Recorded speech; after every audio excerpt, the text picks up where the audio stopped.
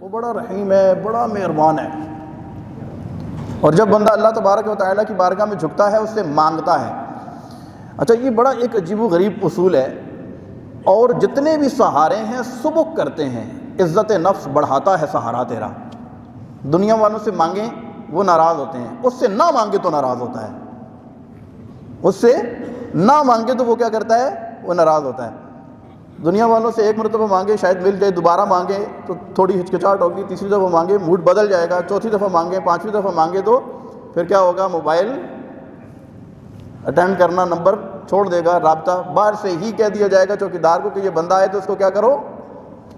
تو اور جتنے بھی سہارے ہیں سبک کرتے ہیں، دنیا والوں سے مانگیں وہ ناراض ہوتے ہیں، بار بار مانگیں تو قطع تعلق کر دیتے ہیں، لیکن اللہ سے جب مانگیں، جتنا زیادہ مانگیں وہ اتنا زیادہ دیتا بھی ہے، اپنا قرب بھی عطا کرتا ہے، راضی بھی ہوتا ہے۔ ایک ہماری غلطی یہ بھی ہے کہ ہم مانگنے میں سستی کرتے ہیں۔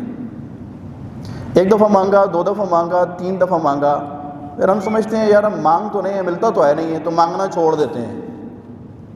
تو یہ مانگنا نہیں چھوڑنا چاہیے۔ اللہ تبارک و تعالیٰ کی بارگاہ میں اللہ کی ذات پر کامل یقین اور توکل کی ایک دلیل یہ بھی ہے کہ بندہ اس سے بہت زیادہ مانگے، اور خاص طور پر اکیلے میں مانگے۔ اجتماعی طور پر بھی مانگے ہی مانگے، لیکن اکیلے میں بھی مانگے۔ بعض اوقات ہم ویسے سب کے سامنے ہاتھ اٹھا لیتے ہیں، اکیلے مانگنے میں ہم سستی کرتے ہیں۔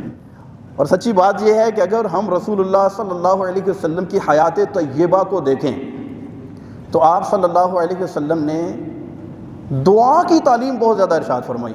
حجۃ الوداع کے موقع پر رسول اللہ صلی اللہ علیہ وسلم نے میدان عرفات میں طویل دعا مانگی، طویل، مینا پہ، مزدلفہ پہ، عرفات میں طویل دعا۔ اچھا، سواری کی باغ پکڑی ہوئی ہے تو ایک ہاتھ اللہ کی بارگاہ میں اٹھا ہوا ہے، پھر دوسرے ہاتھ میں باغ پڑتے ہیں تو دوسرا ہاتھ اٹھا لیتے ہیں، تو مسلسل دعا ہی دعا، مسلسل دعا ہی دعا۔ ہم تھک جاتے ہیں، تھوڑی سی مانگتے ہیں چھوڑ دیتے ہیں۔ اور دعا کا آپ دیکھیں کہ رسول اللہ صلی اللہ علیہ وسلم نے اپنی زندگی کے ہر قدم پر ہر کام کرنے سے پہلے دعا خود بھی مانگی، اپنی امت کو بھی تعلیم ارشاد فرمائی۔